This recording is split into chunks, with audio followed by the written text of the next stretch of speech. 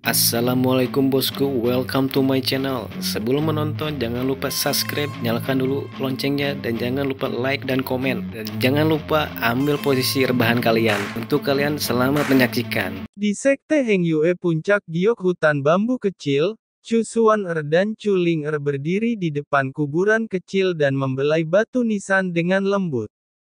Makam ini dibangun ketika Ye Chen dinyatakan mati ketika di kerajaan Zhao yang lalu. Setelah kompetisi tiga sekte, Chu Xuan ingin menghancurkan makam itu, tetapi dihentikan oleh Ye Chen. Ye Chen berkata, mungkin itu akan digunakan suatu hari nanti. Sekarang, memang digunakan makam itu, Ye Chen sudah mati, bahkan tubuhnya dicuri, hanya menyisakan kuburan yang dingin.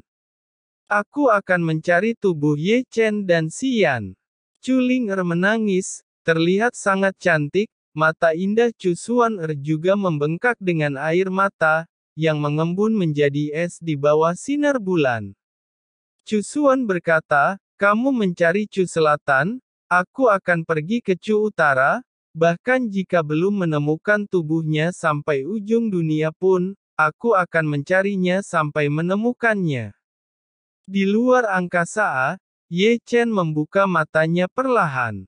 Setelah hampir 3 hari penyembuhan, bekas luka di tubuhnya tidak lagi terlihat, dan patah tulang serta meridian terus berlanjut. Wow! Ye Chen meregangkan tubuhnya dengan ganas, Ye Chen berbalik dan melompat, lalu melihat lubang hitam di angkasa. Butuh beberapa waktu agar kekuatan mata roda abadi pulih, haruskah aku berjalan-jalan di sini? Serius, Ye Chen tidak berani berkeliaran sesuka hati. Kakek naga pernah berkata bahwa lubang hitam di ruang angkasa ini bisa penuh dengan lubang. Lubang hitam di ruang ini benar-benar gelap untuk siang dan malam. Ye Chen berjalan perlahan dan hati-hati, dan tidak berani memiliki niat sedikit pun. Ye Chen tiba-tiba berhenti, matanya menatap ke depan sedikit, ada cahaya redup di sana, dan melihat dengan hati-hati, hanya untuk menemukan bahwa itu adalah tengkorak, tergantung di sana. Sambil mengerutkan kening, Ye Chen tidak mendekat, dan melanjutkan. Langkah selanjutnya di jalan, kadang-kadang melihat satu atau dua tulang, melihat bentuknya, tetapi tulang manusia. Tampaknya semua orang terjebak dalam lubang hitam di luar angkasa mati menyisakan tulang. Ye Chen menyentuh dagunya. Aku hanya tidak tahu siapa yang ada di era itu. Tidak ada aura di sini. Beberapa hanya kegelapan tanpa akhir. Ye Chen bergumam sepanjang jalan, menyadari bahwa lubang hitam di luar angkasa itu mengerikan. Bahkan jika kuat, bahkan jika ada persediaan batu spiritual yang terus-menerus untuk mengisi kembali konsumsi energi, tetapi akan ada hari ketika itu akan habis, dan semuanya tidak akan dapat mengalahkan perubahan lubang hitam luar angkasa ini. Yang paling penting adalah tidak ada kehidupan di sini, tidak ada kehidupan, dalam perjalanan untuk dikonsumsi sedikit demi sedikit, dan kesepian menanggung. Oke, sambil berjalan, Ye Chen melihat cahaya itu lagi, dan itu adalah cahaya berdarah. Ye Chen menyipitkan matanya lagi, melintasi kegelapan, dan melihat apa yang bersinar, itu seharusnya menjadi cairan, lebih tepatnya cairan darah, seukuran ceri. Ketika melihat cairan darah, Ye Chen merasa darahnya mendidih dan gemetar seperti api. Huho, yang lebih aneh lagi adalah cairan darah itu juga bergetar, memancarkan cahaya magis. Ketika bergetar, ada suara hantu yang ganas, dan sisi sekitarnya lebih bergejolak, haus darah dan kejam. Itu darah iblis. Cahaya tajam melintas di mata Ye Chen. Darah iblis, di lubang hitam ruang angkasa, Ye Chen menutupi matanya yang halus, darah iblis. Ye Chen sangat akrab dengan darah ajaib itu, karena ketika dulu Ye Chen telah menelan setetes darah secara tidak sengaja, dan karena inilah Ye Chen memiliki darah iblis di tubuhnya, dan karena inilah Ye Chen bisa menggunakan kekuatan iblis. Tidak bisa membantu tetapi napas Ye Chen sedikit cepat. Ye Chen terlalu sadar akan kekuatan iblis. Ye Chen hanya menelan setetes darah sebelumnya, dan kekuatan tempurnya bisa melonjak setelah demonisasi. Sekarang, itu harusnya ada puluhan tetes, jika semua aku telan, peningkatan kekuatan pasti akan jauh lebih mengerikan. Selain itu, esensi agung yang terkandung dalam darah iblis pasti akan meningkatkan kultivasinya, karena setetes darah iblis pada hari yang sama di pasar gelap hantu meningkatkan kultivasinya beberapa tingkat dalam sekejap. Bukankah kalian bilang aku iblis, maka aku adalah iblis, lalu aku akan menunjukkan pada kalian apa itu iblis. Ye Chen memancarkan cahaya di matanya. Segera, Ye Chen kehilangan akal sehatnya. Pada saat ini, hanya ada 4 atau 5 kaki jauhnya dari cairan darah iblis itu. Ye Chen mendekat tetapi Ye Chen tertekan ada gravitasi yang sangat berat, tapi kali ini, Ye Chen mengulurkan tangan untuk menyentuh darah tetapi mengangkat tangannya dengan keras, meraih darah iblis dan kemudian darah iblis berubah menjadi gumpalan asap dan menghilang di depan Ye Chen. Ye Chen terengah-engah, wajahnya pucat, dan dahinya penuh keringat. Lubang hitam di luar angkasa ini benar-benar memiliki lubang di mana-mana. Ye Chen mendengus, dan dia masih sedikit takut. Jika dia menggunakan pusaran surgawi untuk memasuki lubang hitam di luar angkasa, dia jatuh ke dalam kisaran gravitasi yang mengerikan itu. Dihancurkan menjadi ampas. Tidak heran kakek naga tidak setuju bahwa aku dapat dengan mudah berada di luar angkasa, Ye Chen mengerang. Ini hanya ruang lingkup gravitasi. Jika menemukan tempat-tempat kacau lainnya, itu tidak akan jauh lebih baik. Tampaknya di masa depan, aku tidak akan pernah melakukan pusaran surgawi lubang hitam untuk memasukkan diri sendiri. Itu terlalu menakutkan. Setelah 3 atau 5 menit istirahat, Ye Chen pulih. Ye Chen kemudian merentangkan telapak tangannya dan melihat darah ajaib yang tergantung di telapak tangannya. Karena keberadaannya, darah di tubuhnya mulai mendidih dan bergerak lagi, seolah-olah akan terbakar. Menarik napas dalam-dalam, Ye Chen menelan belasan tetes darah. Darah iblis masuk ke dalam tubuh, meleleh seketika, mengalir ke meridian utama Ye Chen, dan bergabung ke dalam darahnya. Tiba-tiba, kekuatan haus darah yang tidak normal mengamuk di dalam dirinya. Ye Chen mengerang, berlutut di tanah, menggeram dengan kepala di tangannya, dan lautan inti melonjak dan mengamuk. Segera, suara kesedihan terdengar, sangat keras, dan darah agung mulai naik di tubuh Ye Chen, seperti api yang menyala, roh jahat sihir yang berputar-putar membentuk pusaran di sekelilingnya. Kemudian, alis Ye Chen muncul dengan kecepatan yang terlihat dengan mata telanjang. Pola ajaib kali ini lebih menarik dan jelas daripada pola sihir yang menjulang, seperti ukiran. Berikutnya adalah rambut putih Ye Chen, yang pertama menjadi hitam, dan kemudian berubah dari hitam menjadi merah darah satu persatu, dan matanya juga menjadi merah darah, penuh amarah dan haus darah. Tampaknya ada sesuatu dalam kultivasi Ye Chen langsung menerobos dari tahap pembentukan inti tingkat 2 ke tingkat 3, segera, terus menerobos 3 penghalang berturut-turut dan sampai tingkat ke-6. Jangan khawatir. Ini belum berakhir. Begitu kultivasinya berada di tingkat ke-6, kekuatan jalur magis di tubuh berjatuhan dan berguling, dan dia tiba-tiba menerobos 3 penghalang dan langsung mencapai tingkat ke-9 dari tahap pembentukan inti. Pada titik ini, kultivasinya berhenti untuk menerobos apa. Bahkan setelah menembus 7 penghalang, Ye Chen tidak bisa membantu tetapi meraung keras. Raungan itu tampak sangat jelas di ruang gelap dan sepi serta lubang hitam. Ada suara gemuruh, tapi tidak ada jawaban. Dengan tenang, Ye Chen duduk bersila, aku menerobos 7 level berturut-turut, dan menerobos terlalu cepat. Dan saat duduk dengan lutut bersilang, tas penyimpanan terbang keluar dari lengannya, dan kemudian meledak. Potongan batu roh berubah menjadi abu terbang di sekitar tubuhnya, dan aura batu roh mengalir ke tubuh Ye Chen. Saat setiap bagian dari batu roh hancur, aura yang bergejolak membentuk pusaran spiritual yang mengalir melalui pori-pori besar Ye Chen. Pada saat ini, tubuh Ye Chen seperti lubang tanpa dasar, menelan aura batu pecah.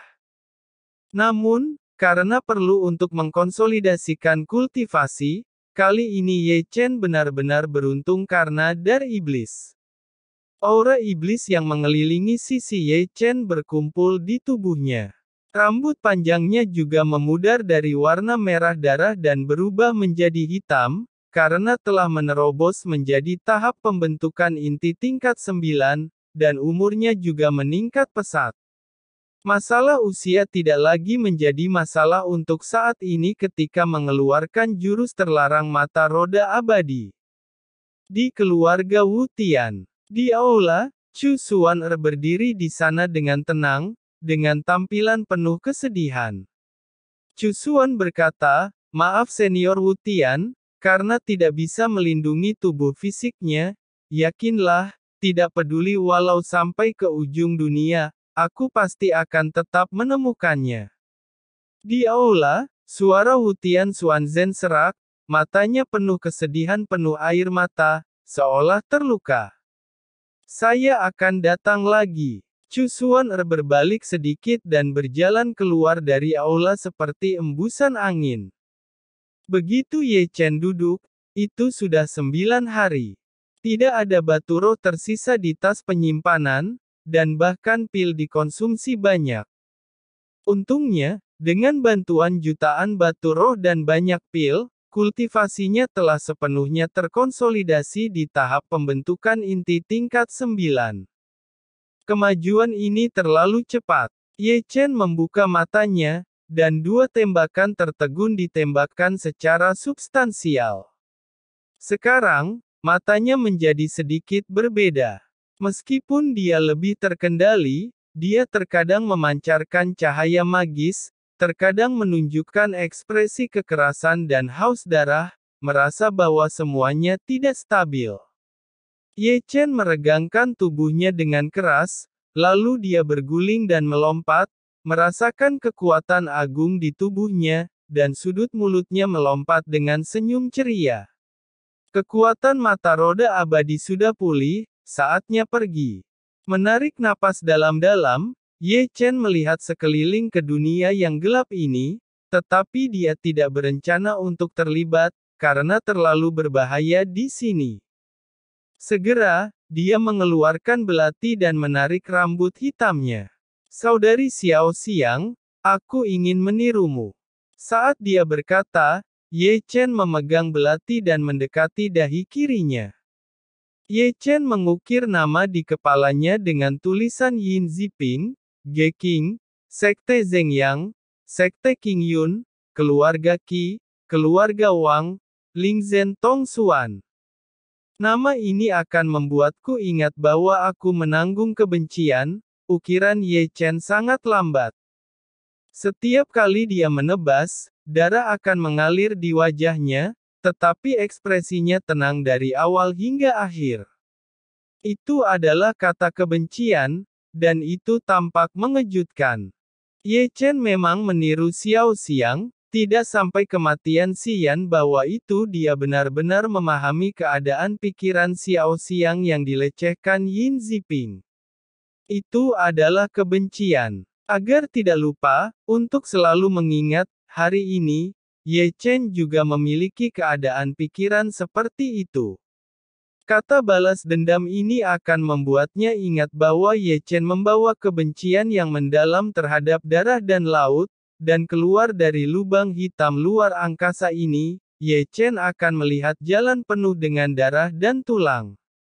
Setelah mengukir kata kebencian, Ye Chen mengeluarkan topeng hantu yang rusak, meletakkannya di wajahnya, dan hanya mengungkapkan kata kebencian berdarah. Pusaran surgawi terbukalah. Saat pusaran surgawi muncul, Ye Chen ditarik ke dalamnya, dan menghilang ke dalam lubang hitam ruang angkasa dalam sekejap mata. Muncul lagi, di pegunungan. Ya, begitu Ye Chen keluar, kakek naga, yang dengan malas berbaring di sana, mengangkat kepalanya dan melihat 9 avatar Ye Chen. Sepertinya mereka bisa melihat Ye Chen di hutan pegunungan melalui mereka. Bocah, kau akhirnya keluar. Kakek naga buru-buru berkata, aku pikir kau tersesat di dalam lubang hitam luar angkasa dan mati di sana. Ye Chen menjawab, saya hampir tersesat. Ye Chen melihat sekeliling. Meskipun di malam hari, yang dilihatnya adalah gunung dan sungai, langit berbintang, dan kebanggaan bulan. Dia bisa mendengar kicauan burung. Semua ini sangat indah dibandingkan dengan lubang hitam ruang angkasa hitam, gelap, mati, tak berujung. Lebih baik berada di luar. Ye Chen menyedot udara segar dengan rakus. Tahap pembentukan inti tingkat 9, kakek naga terkejut. Kurang dari setengah bulan, kau monster atau apa? Mengapa memiliki kata kebencian di dahimu? Ye Chen mengabaikan pertanyaan-pertanyaan kakek naga ini secara langsung, tetapi bertanya dengan bingung, aku ingat bahwa aku memasuki lubang hitam di ruang angkasa dari celah di ruang angkasa. Setelah aku keluar, bagaimana aku bisa sampai di sini, bukan di mana ketika masuk? Kakek naga menjawab, secara umum, itu benar-benar masuk dan di mana kau keluar, tetapi kau hanya perlu berdiri diam setelah memasuki lubang hitam di ruang angkasa, tetapi jika kau bergerak di lubang hitam di ruang angkasa, bahkan jika kau hanya bergerak selangkah kecil kemudian, setelah kau keluar, itu tidak akan menjadi tempat yang sama. Ini relatif, apakah kamu tidak mengerti? Apa maksud kakek naga? Ye Chen menyentuh dagunya. Kalau begitu jika aku bergerak satu langkah ke timur di lubang hitam luar angkasa, setelah aku keluar, aku akan pergi satu langkah ke timur dari tempat semula, kakek naga mencubit kumis naga itu. Namun, pengecualian kali ini pengecualian kenapa bisa? Kakek naga tersenyum, alasannya adalah karena kau memasuki lubang hitam luar angkasa dari celah ruang angkasa. Meskipun celah ruang dan lubang hitam ruang tidak berada di bidang yang sama, tetapi karena susunan teleportasi hancur, ada momen interlacing seperti itu, dan momen inilah yang menyebabkan ruang bergerak terlalu jauh. Jadi, kau mengerti. Ye Chen merenung, seketika raungan datang dari satu arah. Tanpa sadar, Ye Chen menoleh dan melihat di mana suara itu berasal ke arah itu. Di matanya, Ye Chen melihat seorang wanita berbaju putih dan seorang pria tua berbaju ungu mengejarnya dengan pedang pembunuh. Wanita itu sepertinya melarikan diri, karena masih ada selusin sosok yang mengejar di belakangnya. Ketika semakin dekat, mata Ye Chen tidak bisa membantu tetapi menyipitkan matanya, dan matanya tertuju pada wanita berbaju putih. Itu Wu Tianxiyue. Ye Chen bergumam. Mengapa Wu Tianxiyue berkeliaran di Chu Selatan? Kenapa Wu Tianxiyue dikejar? Kenapa Wu Tianxiyue